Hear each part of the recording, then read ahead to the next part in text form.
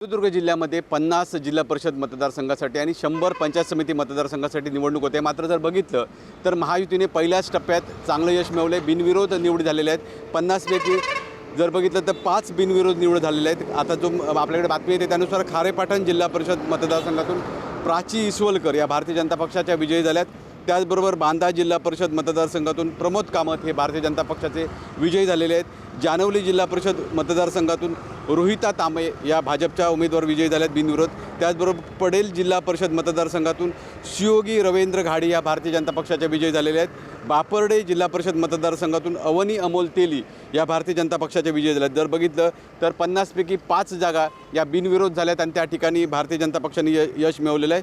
पंचायत समितीचं बघितलं तर कणकवली जो राणेंचं ज्या ठिकाणी घर आहे त्या ठिकाणी वरवडे पंचायत समिती मतदारसंघातून सोनू सावंत भारतीय जनता पक्षाचे विजयी झाले आहेत। त्याचबरोबर देवगड तालुक्यातील पंचायत समिती मतदारसंघातील बघितलं तर पडेलमध्ये अंकुश यशवंत ठुकरोली भारतीय जनता पक्षाचे विजयी झालेत।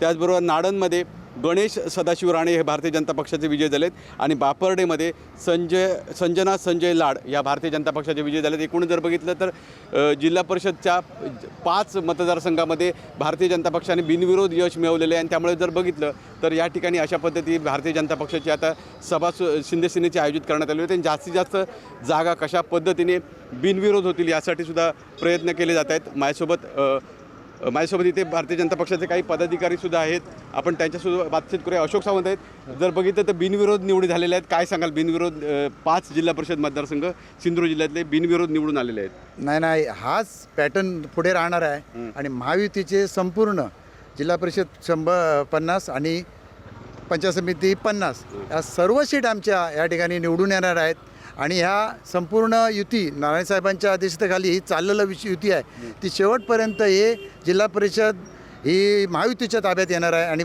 आमचाच जिल्हा परिषद अध्यक्ष बसणार आहे, एवढंच मी नक्कीच। पहिल्या टप्प्यात जर बघितलं तर नाराजी होती भारतीय जनता पक्ष आणि शिंदे सेनेमध्ये, आता नाराजी दिसते का?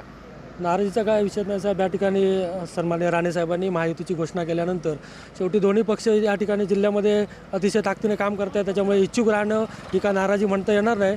परंतु प्रत्येक कार्यकर्त्याला अपेक्षा होती की आपल्याला उमेदवारी मिळेल, परंतु राणेसाहेबांचा आदेश अंतिम असल्याकारणाने कुडाळ मालवणमध्ये सन्माननीय आमदार निलेशजी राणेसाहेब आणि सन्माननीय दत्ताजी सामंत साहेब यांच्या आदेशाने या ठिकाणी सर्व उमेदवार आणि सर्व कार्यकर्ते जोमाने कामाला लागलेले आहेत। नक्कीच। आपण जर बघितलं तर सिंधुदुर्ग जिल्ह्यातील महत्त्वाची न्यूज आहे की 5 जिल्हा परिषदेच्या जागा आहेत त्या बिनविरोध झालेल्या आहेत आणि त्या भारतीय जनता पक्षाकडे गेलेल्या आहेत। अशाच पद्धतीने जर बघितलं तर आणखीसुद्धा बिनविरोध करण्यासाठी शिंदे सेना आणि भारतीय जनता पक्ष प्रयत्न करताना आपल्याला पाहायला मिळत आहेत। विकास गावकर, TV9 मराठी, सिंधुदुर्ग।